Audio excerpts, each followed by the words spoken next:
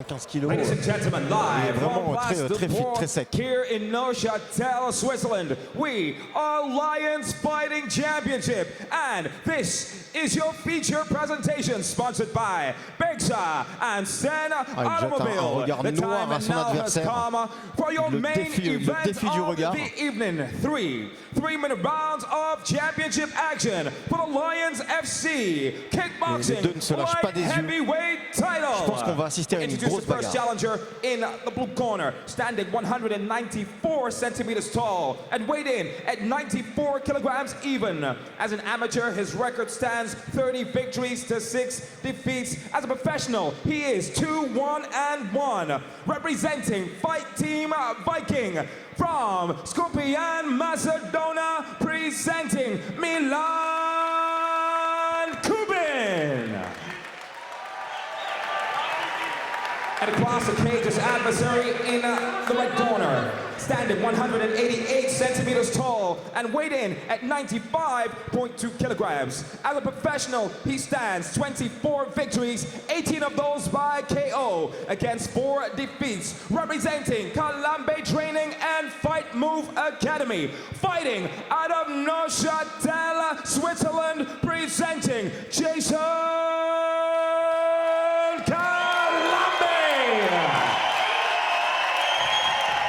When the action begins, your referee in charge, Jérôme Rastale. La présentation d'un main event, quel qu'il soit, se passe de commentaires. Cannot take the hand in the knee and cannot take the leg, okay? Okay, good. Oh, il y a une certaine pression. On n'a pas voulu toucher les gants, il me semble, d'un côté comme de l'autre. On va partir pour une première reprise de 2-3 minutes. Vous parliez de guerre, de grosses bagarres à suivre entre les deux combattants. C'est ce que l'on va voir dans quelques instants. C'est parti pour ce premier des 3 rounds au programme.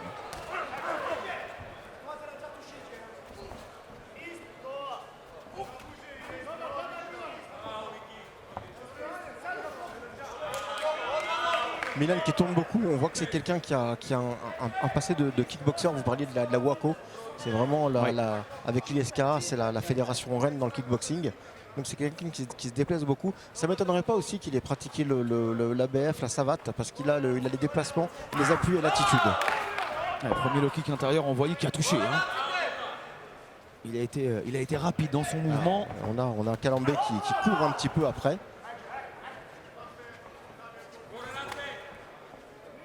Attention à ne pas taper trop au milieu, c'est ce qu'a semblé dire Milan Kubin à Jason Kalambé. Milan Kubin qui tourne beaucoup, qui se déplace énormément. Vous avez vu que la distance n'a pas été trop. Il a saisi, il a lâché tout de suite. Ouais. Donc là voilà, on en revient à son expliqué par rapport aux fameuses règles où on n'a pas le droit de saisir plus de 3 secondes. Pas de saisie possible. Il a été touché ici. Kalambé qui arrive à enchaîner derrière. Les 2 derniers coups ont touché et pas de saisie bien évidemment. C'est pas évident d'avoir quelqu'un comme ça qui court dans la cage, sur le ring, qui se déplace beaucoup. Surtout quand on est quelqu'un qui apparemment comme Kalambé aime bien avoir son adversaire à sa distance pour pouvoir imposer sa puissance.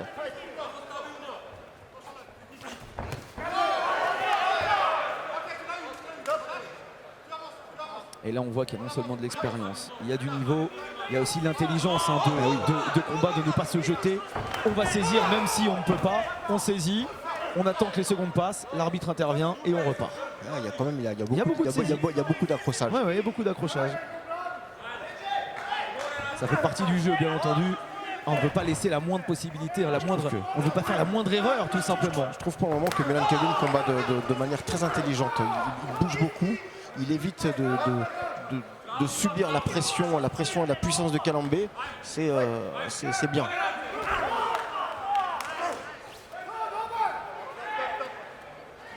Là on sent Kalambé gêné. Il n'arrive pas à avoir son adversaire à sa distance. Il ne peut pas pour l'instant montrer son agressivité. Ça c'est la meilleure manière. Quand on a un gros frappeur comme ça en face de soi, le but c'est de toujours être hors de portée de ses coups. Vous avez vu les mouvements qu'on ne voit pas forcément sur un ring, ce sont ces grands mouvements amples. On tourne carrément autour de la cage. Ça c'est typique, c'est typique du kickboxing et de la savate. évidemment d'être dans cette configuration K1, on a moins l'habitude de voir des combattants qui vont se balader d'un bord à l'autre de la cage. Voilà. Et puis alors là, peut-être aussi le fait pourquoi on a pas mal d'accrochages. C'est vrai que la cage, il joue peut-être aussi beaucoup. Même si là, ils étaient pas dans la cage. Allez, l'entrée des corners de choix hein, pour Jason Calombé, puisque autour de lui, on a parlé tout à l'heure de Volkan Ozdemir, et ben il a quitté Fribourg et il est là, Volkan Ozdemir, pour venir aider son copain Jason Calombé.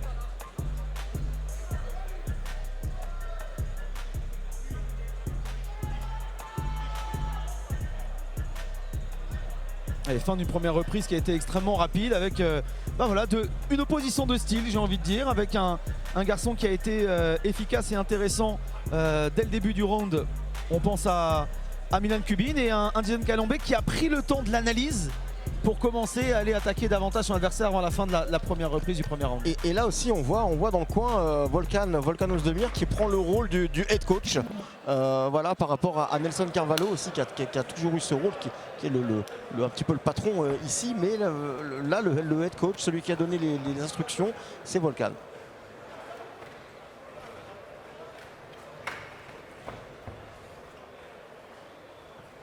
Allez, début de cette deuxième reprise dans quelques instants. On a nettoyé la cage pour qu'elle le glisse le moins possible. Et c'est parti, et dès le gong, hein, on a tenté le coup de pied retourné Milan Kubin. Et premier accrochage de cette deuxième reprise. Le piège aussi d'obliger quand même à se jeter comme ça, c'est après de se faire contrer. Il faut être sûr de son fait et sûr de la surprise que ça va infliger à l'adversaire.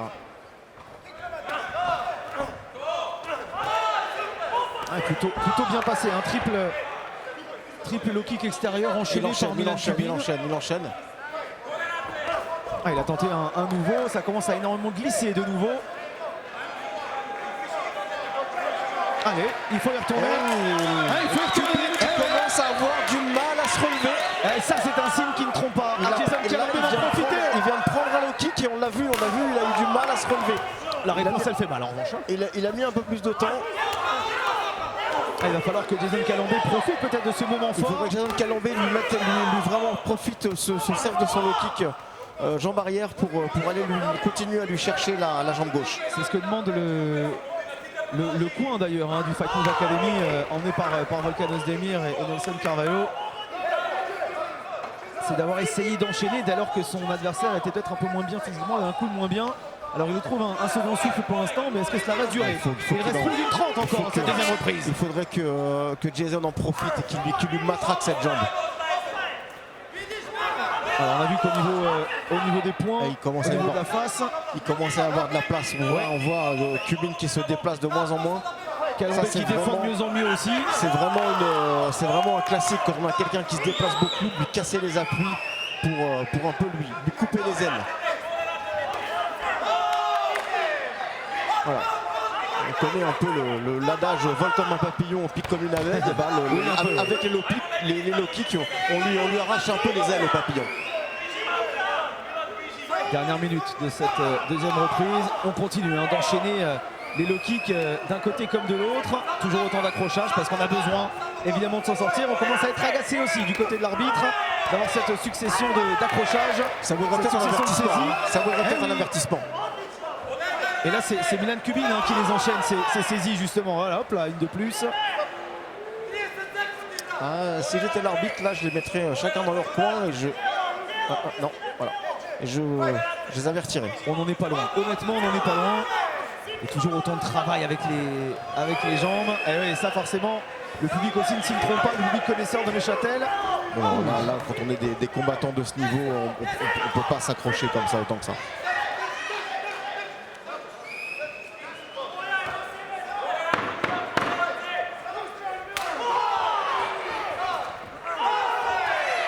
Voilà, c'est là-dessus que Jason Calombé va pouvoir faire la différence sur les enchaînements des coups, parce qu'on a vu que les low kicks passaient de plus en plus. C'est sur le haut du corps qu'il doit maintenant davantage travailler. Et ça se fera, si ça doit se faire, sur la troisième et dernière reprise. Bon, ben, j'ai envie de dire qu'on est on est un petit peu déçus par rapport à la première reprise de cette deuxième parce que beaucoup d'accrochages, Énormément. mais moins de mouvements, moins de séquences, moins de variations dans les coups, moins de coups tout simplement. C'est vraiment un combat qui s'est un petit peu enlisé sur le deuxième round et on va voir justement par rapport aux indications que vont donner les coachs pendant la minute de repos si on va réussir à sortir de cette problématique, que ce soit d'un côté comme de l'autre.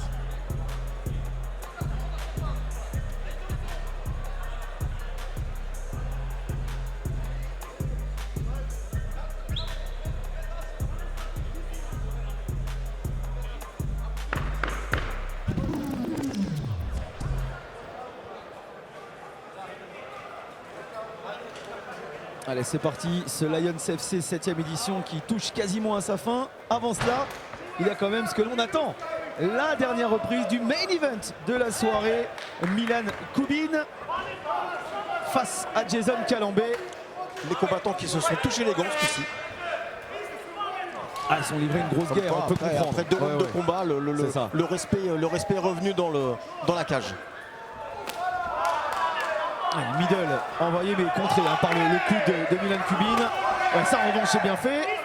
Dommage qu'on n'ait pas pu enchaîner du côté de Jason Calambay. C'est vrai que j'ai remarqué aussi que ça enchaîne pas trop au niveau des points en fait. Il y a beaucoup de jambes mais pas beaucoup de séquences de boxe pure, de boxe anglaise. On est plus sur du one punch. Non, on n'est même pas trop sur des combinaisons. Non, pas du tout. Non. On est vraiment sur le one punch. Ouais.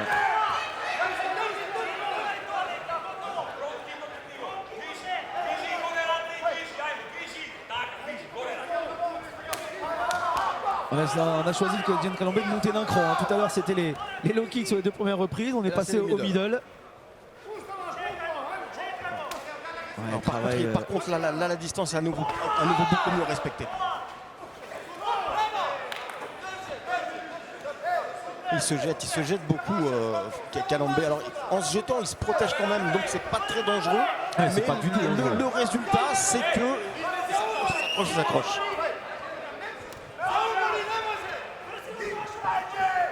Alors là c'est un peu dommage. Alors à mon avis, il n'a pas ce réflexe parce que c'est quelqu'un qui apparemment vient du kickboxing. Mais quand Calambay vient s'empaler comme ça, le genou en contre, et là on voit le public qui commence à hurler.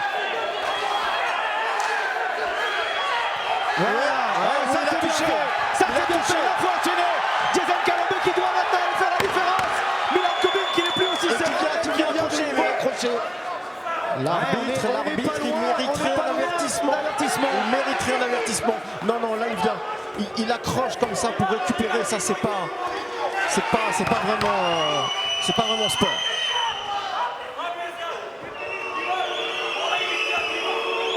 C'est étonnant qu'il n'y ait pas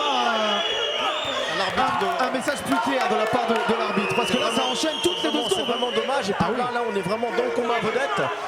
Et pour le moment le public n'est pas content. Et puis ce qui est dommage c'est que ça casse le rythme aussi voulu par Calambay d'enchaîner. Milan Kubin qui a un peu plus de difficulté et du coup n'hésite pas à fonctionner de la sorte puisque l'arbitre ne dit de toute façon strictement rien. Voilà, et le contrôle de la cage qui a été repris par Jason Calambay qui tente d'enchaîner. Qui a encore touché sur un jab. Mais là il n'y a plus de combat là, c'est pas possible. Et le problème c'est que ça peut durer 1 minute encore de la sorte. Voilà, on voit Kubin qui regarde son coin, qui échange avec son coin. Qu'est-ce que je fais? Je continue, ça va, ça se passe bien. Allez, les dernières secondes, ça a touché une fois, 2 fois, 3 fois, on n'est pas loin de mettre à mal Milan Kubin dans le bout de cette dernière reprise. Agacé Jason Calambay, on le comprend. En fin de 3e round, on en restera là. Alors si Milan Kubin a parfaitement attaqué, il nous a même surpris physiquement, il n'aura pas été capable de tenir les 3 rounds dans leur ensemble. Alors le truc c'est que quand on tourne comme ça, qu'on se déplace beaucoup, il faut vraiment avoir un énorme cardio. Et puis en plus il s'est fait un petit peu toucher les jambes au 2e round, donc il a accusé le coup sur le 3e. Mais vraiment il a fait de l'anti-jeu sur le 3e. Ouais, les middle, on parle des middle de Jason Calambay. Il a commencé par les low kicks qui passaient plutôt bien. D'ailleurs l'un et l'autre se sont rendus coup pour coup avec les jambes. Il y a eu beaucoup le travail de jambes chez ces deux combattants. On a décidé ensuite de monter d'un cran du côté de Calambé. On a touché des middle. D'abord, ils ont été repoussés par les coudes francs de Milan Kubin. Et puis derrière, ça a commencé à passer pour qu'au final, sur la troisième reprise, dès lors qu'il tentait les choses, ça fonctionnait. Ce serait pas illogique que les bras soient levés du côté de Jason Calambé au bout de ce 3x3. Alors après, on a Calambé aussi qui lui se jetait, donc c'est sûr qu'il y allait pour se faire attraper, quoi. Mais en jetant, ça veut dire qu'on avait donc l'offensive, qu'on prenait, tout à fait. qu'on prenait la responsabilité. Moi, je vais dire, moi je vais mettre une petite option sur Calambé quand même, hein, une option tout court. Une option franche, Et puis, effectivement. Franchement, là, il le mérite, ce combat. Alors si Milan Kubin avait sorti 3 rounds aussi performants, enfin 2 outrounds que le premier, là on aurait pu discuter davantage. C'était Kubin. Mais là, Kubin, allez, je vais pas avancer, il la mérite pas cette ceinture.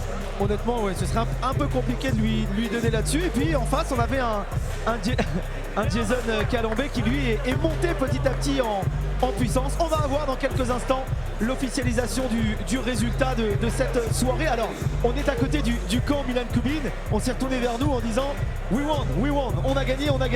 Maintenant, reste à savoir si le choix des coachs du clan Milan Kubin vont être les bons. Ce qui est certain, c'est que voilà, alors là, ça discute au niveau des juges, la décision va être partagée. Point de règlement d'ailleurs, il y a pas de draw, il y a un draw possible, il n'y a pas d'extra round possible dans cette soirée. Ça, ce sont les mots de Nelson Carvalho au moment du mini-call check et du briefing global aux managers, aux coachs et aux combattants. S'il doit y avoir match nul, il y aura match nul. Et dans ces cas-là, forcément une revanche immédiate dès le prochain événement pour la ceinture. On y va, c'est parti pour cette dernière décision de la soirée, le main event de ce Lions FC 7e édition avec Buddha Johnson. C'est parti, Buddha.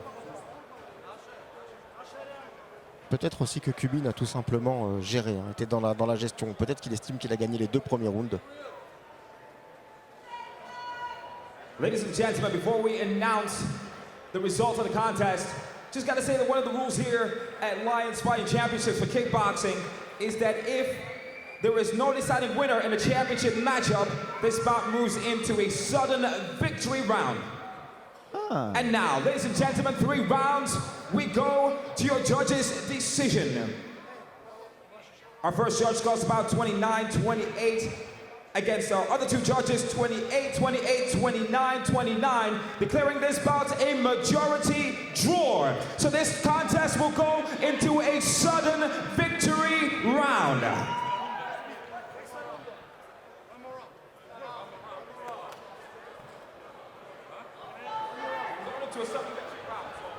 Alors, ce qu'on a eu tout à l'heure comme information n'était finalement pas la bonne. Il y a un petit imbroglio là entre. J'ai pas bien compris, oui. Entre combattants parce que certains réclamaient. Et donc extra round. Un extra round pour la victoire. Alors est-ce qu'on va la voir? Parce que sur le briefing tout à l'heure, les mots étaient clairs. Il n'y avait pas d'extra round. Il n'y avait pas d'extra round. Et là, Kubin a enlevé ses gants. Bien sûr. Il est quand même impensable là après coup de repartir. A priori, on voit plus à la majorité un match nul tout simplement. Si un juge a donné un vainqueur, les 2 autres ont désigné match nul. Du coup, ça fait 2 juges match nul, un juge avec victoire. Cédric, ça fait match nul comme voulu par le promoteur. Mais à la limite, un match nul, ça tient debout quand même. Parce que c'est vrai que je suis d'accord avec vous. Même si, alors bon, ça c'est personnel. Voilà.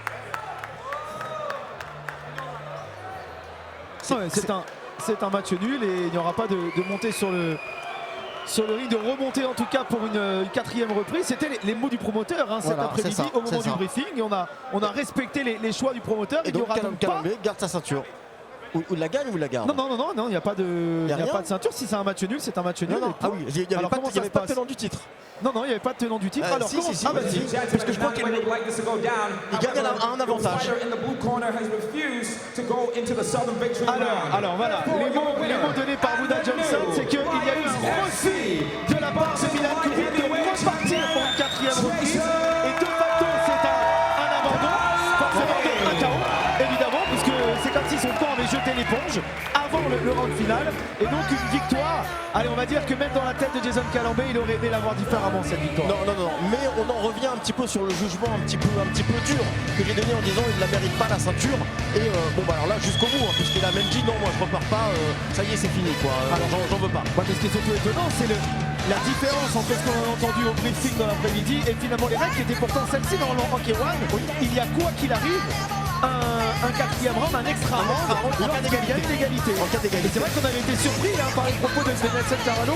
Peut-être s'était-il emmêlé les pinceaux entre le MMA et le K1, mais ce qui est certain c'est qu'on aurait dû repartir de base vers une quatrième round sur un extra round. Et finalement, vu que le clan Kubik qui avait été averti qu'il n'y avait pas de quatrième manche, ou quatrième round, extra round, n'a pas voulu repartir, la ceinture a été donnée à l'adversaire. Voilà, et puis j'ai vraiment un petit peu après compris le jeu de Kubin qui avait misé sur les deux premiers rounds. Qui avait misé sur les deux premiers rounds et qui regardait son coin, en fait, il accrochait. Il regardait son coin pour dire bon c'est bon, je suis en train de bien faire, on est dans notre plan. Non, alors un combat, on ne peut pas non plus le faire tout le temps dans un plan. Le mot de la fin, l'interview avec Nelson Carvalho et Buda Johnson et on revient derrière pour vous dire au revoir.